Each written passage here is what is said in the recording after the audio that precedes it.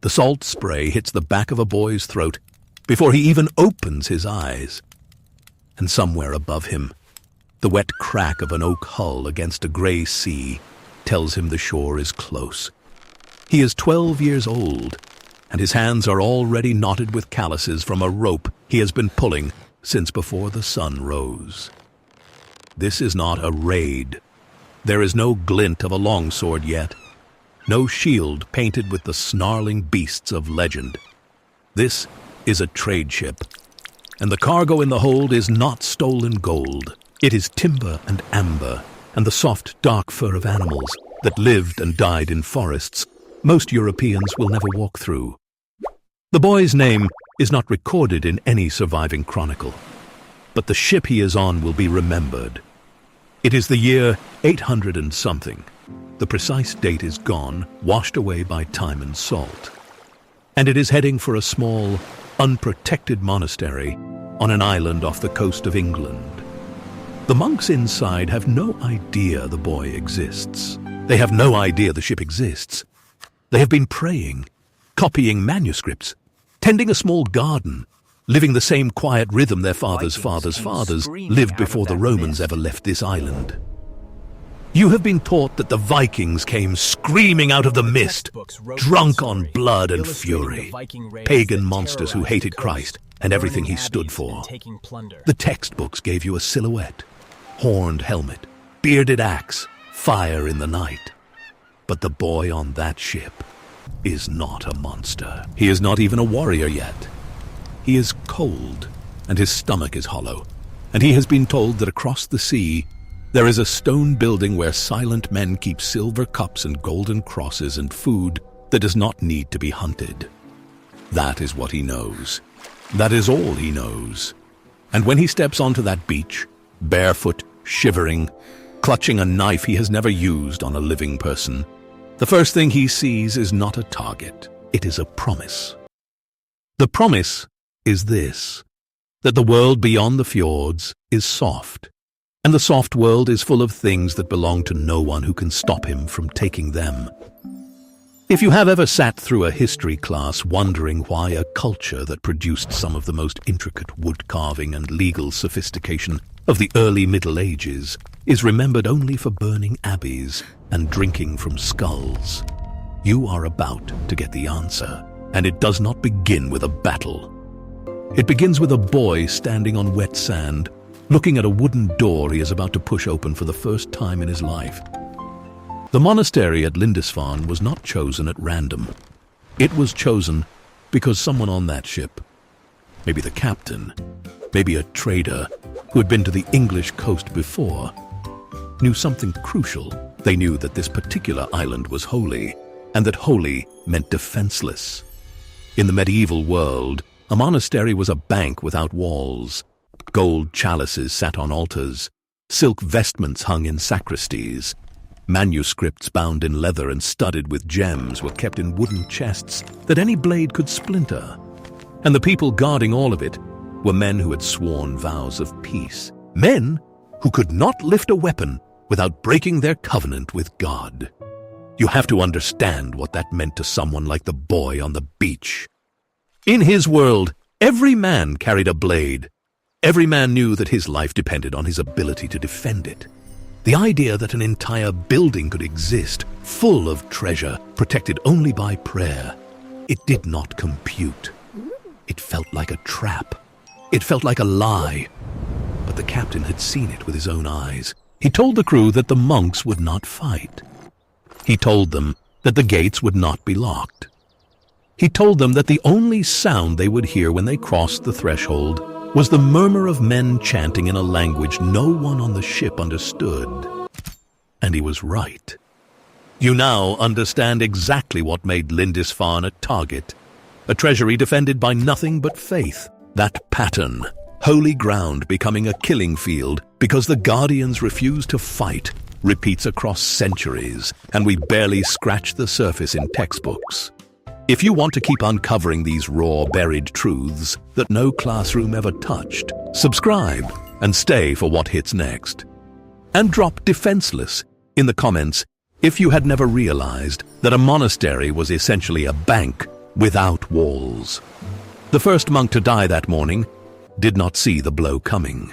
He was kneeling in the chapel, his back to the door, his voice rising and falling in the Latin psalms his father had taught him before his father died of the same fever that took his mother and his sister, and left him alone with nothing but a God he believed in, with every bone in his body.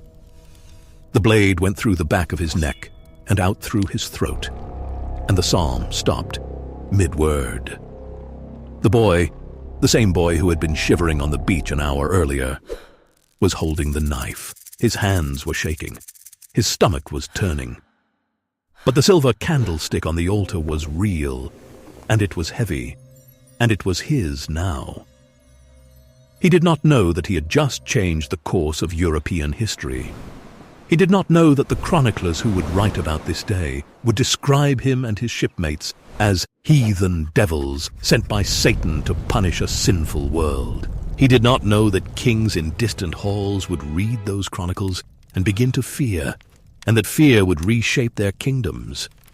All he knew was that the candlestick was warm from the candle that had been burning on it, and that the wax was still soft under his fingers, and that the monk who had been holding it was now lying face down in the rushes, and the rushes were turning dark. This is how the Viking Age began. Not with a declaration of war, not with a king raising an army, not with a prophecy or a vision or a god whispering in someone's ear. It began with a boy who was cold and hungry and afraid, and who discovered that the thing he was most afraid of, the silent men in the stone building, could not stop him. Now you need to understand what the world looked like from the other side of that door. Because the Europe that the Vikings were about to tear apart was not the fortified, feudal empire of knights and castles that you picture when you think of the Middle Ages. That Europe did not exist yet. The Europe that the boy stepped into was a patchwork of small kingdoms, squabbling nobles, weak borders, and a church that was still trying to figure out how to enforce its authority over a population that mostly could not read its holy book. The great stone fortresses of the High Middle Ages were still centuries away. The system of vassalage and fiefdoms that would later define medieval warfare was barely a sketch on parchment. In most places, the only real defense a village had was a wooden palisade and a bell tower where a watchman sat, scanning the horizon for smoke. And the only real army a king could raise was a band of local men who dropped their plows, picked up whatever weapons they owned, and hoped they would be home before the harvest rotted in the fields. Against that backdrop, a Viking raid was not just terrifying, it was incomprehensible. These were men who did not come to negotiate. They came to take, and they came fast. And they came in ships that could sail up rivers shallow enough for a man to wade across. Imagine sitting in your village on a summer morning, the sun already hot on the thatch, the smell of bread from the communal oven mixing with the dust of the road. You hear a shout from the watchtower. You look up. You see a line of slender hulls gliding around the river bend, their dragon-headed prows cutting through the water like the snouts of serpents. You have no army. You have no wall. You have a scythe and a kitchen knife and maybe, if the village is wealthy, a single rusty sword that belonged to your grandfather, who used it in a war no one remembers anymore. And then the ships hit the bank, and the men in them are not wearing armor. They are wearing wool and leather, and the expression of men who have done this before. They do not shout war cries. They move in silence, fanning out, surrounding the village before anyone can run to the next farm for help. This was not warfare as Europe understood it. This was efficiency.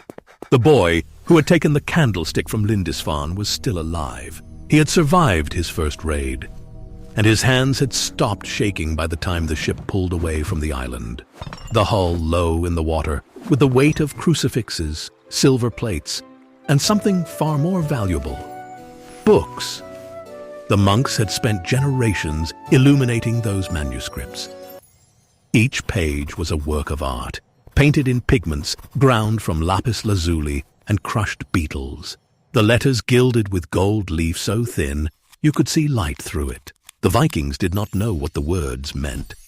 They could not read Latin. They could not read their own runes in any meaningful literary sense. But they knew that a book that heavy, that colorful, that painstakingly made, had to be worth something. They were right, but not in the way they thought. When those books were sold in the markets of Scandinavia, they did not go to scholars. They went to chieftains who stripped the gold from the covers and burned the pages for warmth. The knowledge inside them, the theology, the philosophy, the poetry of a civilization that had spent 1,000 years building an intellectual inheritance, was lost, irrelevant. Fuel. The gold was saved. The words were ash. That is the kind of detail textbooks leave out, because it is too ugly and too real. If you want to keep digging into the moments that actually shaped history, not the sanitized version, but the raw, brutal human decisions, subscribe and stay with us as we uncover what really happened when worlds collided. And in the comments, tell me what you think the monks felt in that moment. Watching their life's work burned for warmth, knowing the men holding the fire did not even know they were destroying a world. This is the moment that the loop closes on the first great paradox of the Viking Age. The people who destroyed the most valuable artifacts of early medieval Europe did not even know what they were destroying. They were not evil. They were not stupid. They were operating in a world where the only value that mattered was the kind you could weigh in your hand. And back in England, the survivors of Lindisfarne were writing letters. One of them, a scholar named Alcuin, who had left the island years earlier to work at the court of Charlemagne, received the news and wrote a response that still survives. He did not call the raiders barbarians. He called them a punishment from God. He looked at the pile of ash that had been one of the most sacred places in Christendom, and he did not ask how the Vikings had crossed the sea. He asked what the monks had done to deserve it. That question, that instinct to blame the victim, to search for moral failure in the ruins, tells you more about the early medieval mind than any battle map ever could. In a world where every disaster was a divine message, the arrival of the Vikings could not be random. It had to mean something. And the search for that meaning would lead kings, bishops, and entire kingdoms to make choices that would echo for 1,000 years. But the boy did not know any of this. By the time Alcuin's letter reached its destination, the boy was back in his village, sitting by a fire, holding a silver candlestick that still smelled of beeswax and incense. His father, a man who had spent his whole life trading timber and never once raised a blade against another human, looked at the candlestick and did not ask where it came from. He already knew. And he did not tell his son that what he had done was wrong. He told him that the next time he should bring back a sword. This is the moment the real Viking Age begins, not with the raid itself, but with what happened after the raiders came home. Because the first generation of Vikings went out hungry and came back rich. And the second generation looked at their fathers, saw the silver, heard the stories, and decided that they wanted more. The logistics of a raid were not complicated. You needed a ship, enough men to row it and fight from it, and a target that was accessible by water. You did not need a king's permission. You did not need a noble's patronage. You needed a leader who knew where the undefended monasteries were. And you needed the nerve to cross open ocean in a vessel that had no deck, no cabin, and no protection from the weather. If you have ever stood in a winter storm, felt the wind drive rain into your face until you cannot open your eyes, and imagined doing that for days on end, sitting on a wooden bench with nothing between you and the North Sea, but a wool cloak, you have some sense of what it took to be a Viking, not the glory of it, the endurance. Ship burials from the period tell us that the average Viking was shorter than a modern person, but their bones show something else. Their muscles attached to their skeletons in ways that indicate constant, brutal physical labor from shoulder childhood. and the small black dots These were along the men arm, whose bodies were indicating forged muscle by attachment rowing, points. by carrying, by swinging axes at trees and at enemies. They were not superhuman. They were just conditioned for a kind of suffering that most of us will never experience. And they were about to unleash that conditioning on a Europe that had forgotten what real war felt like. Because here is the second paradox, the one the textbooks never mention. The Viking Age was not an invasion. It was a gold rush. The people who poured out of Scandinavia over the next 2 centuries were not a unified army. They were independent crews, family groups, ambitious younger sons who had no inheritance waiting at home, outlaws with prices on their heads, and farmers who had watched one too many harvests fail and decided that stealing was more reliable than planting. They were not coming to conquer. They were coming to take what they could carry, and they were coming back for more as soon as they could build another ship. By the time the boy in the story was a man, the raids had become a seasonal industry. Every spring, the fjords filled with ships heading south and west. Every autumn, they returned with captives, coin, and cattle. The rhythm of life in Scandinavia shifted. The old economy, based on farming and local trade, began to warp around the new influx of silver. Chieftains who could organize large fleets grew richer. The gap between the powerful and the ordinary widened. And the young men who had no ship, no crew, and no silver began to look at the sea with a hunger that had not existed in their grandfather's time. They were not raiding because they were bloodthirsty pagans. They were raiding because the guy next door had done it, and now he had a sword with a silver handle and a wife who wore silk. And they wanted the same thing. That is the engine that drove the longboats. Not religion, not ideology. Envy. Pure, simple, bone-deep envy, dressed up in the language of glory and fate. And once that engine started turning, nothing in Europe could stop it fast enough. The monasteries knew they were targets. Some of them tried to fortify. They built walls, hired guards, buried their treasures in secret vaults. But a monastery was a community of prayer first, and a fortress never. No wall could protect every garden gate. No guard could watch every cove where a shallow draft ship could slide up onto the sand. The monks prayed harder. They commissioned more relics. They wrote more letters begging for royal protection. And the kings, who were busy fighting each other for scraps of territory that would barely register on a modern map, sent back polite promises and no soldiers. Because the kings did not understand yet. They thought the raids were a local problem, a nuisance on the coast, a matter for sheriffs and bishops to handle. They did not realize that the ships kept coming, that the scale kept growing, that the men in those ships were not just thieves, but explorers, settlers, traders, and killers who would one day lay siege to Paris and carve out kingdoms of their own. They did not realize that the boy on the beach at Lindisfarne was the first wave of a tide that would not recede for 300 years. Now, let me show you what that tide looked like from the shore. Not the shore of England, but the shore of the continent, where the rivers run deep into the heart of a Frankish empire that thought it was the most powerful thing in the world. The Seine River, in the middle of the 9th century, was a highway.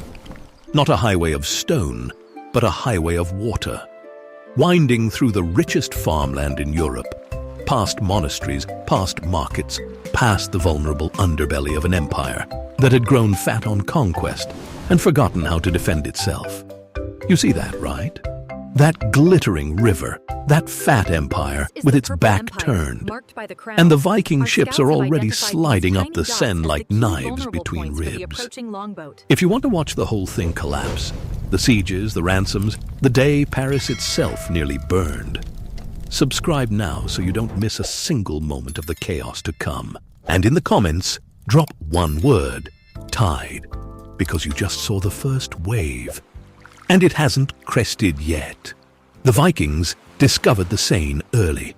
It was perfect for their ships, wide enough to maneuver, deep enough to carry a laden hull, and lined with targets. They did not need a map. They followed the smoke from village fires. the sound of church bells, the smell of bread and livestock that drifted across the water on still mornings. They came up the river in fleets of dozens, then hundreds, then, in the worst years, over 1,000 ships. They set up camps on the islands in the river. They built fortifications of their own, wooden ramparts that could hold off local militias long enough for the raiders to fan out and strip the countryside. The Frankish king, Charles the Bald, tried to stop them.